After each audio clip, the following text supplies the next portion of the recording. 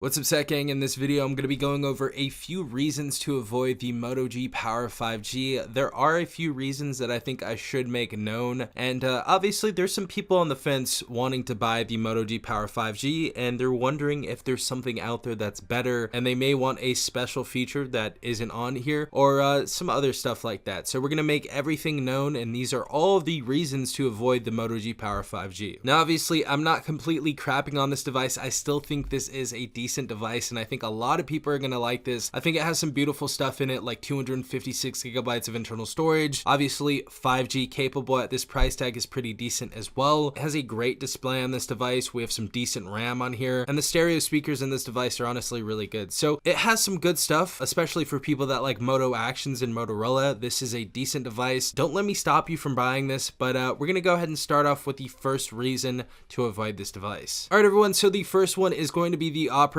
system updates. As I stated before in my pros and cons video, this only is going to receive 1 year of OS updates, so that kind of sucks. I'm not sure how many security patches we're going to receive. Hopefully we're actually covered for a couple of years, but we only get one major OS update. So we get Android 13 out of the box, and then we're going to go to 14, and that is absolutely going to be it for the Moto G Power 5G, which kind of sucks because some other Samsung devices that are only a little bit more are going to get 3 or 4 years of OS updates. So if you guys want a better supported device, I would definitely go with something like the Galaxy A34 or even the Galaxy A54 if you want to pay a little bit more. The next reason is going to cater to what I just said as well, and that is going to be that we have a lot of different options instead of the Moto G Power 5G, especially if you guys are trying to buy a device around the $279 price tag, which is what the Moto G Power 5G is retailing for right now on Amazon and Best Buy's website. So the first one is obvious. It's going to be the Pixel 6a that was recently on sale for $299. I think it's more around the $329 price tag right now as well,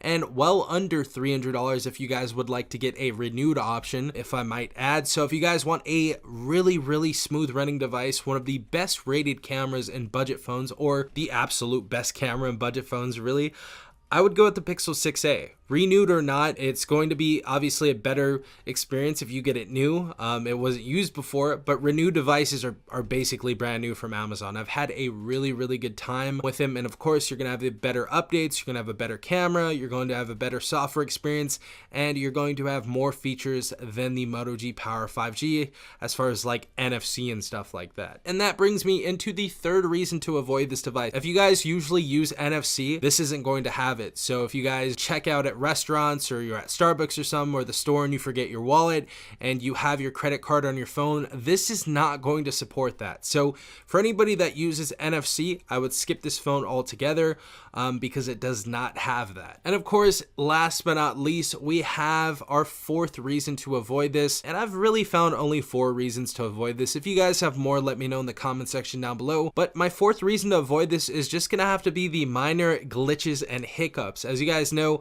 as I said before, the Pixel 6a is going to have a better processor. It's going to have the Tensor processor inside of it. That is going to run a lot better than this, especially on video games and day-to-day tasks.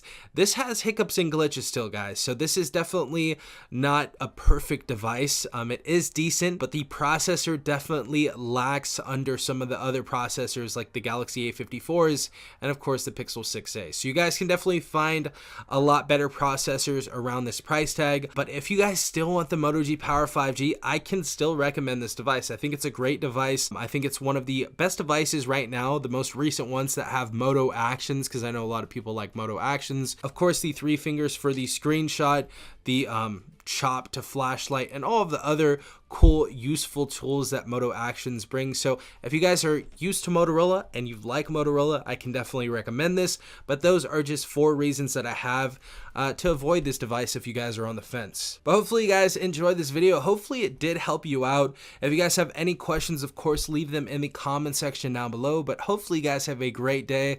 This has been Safan from TechRight. Peace out, Tech Gang.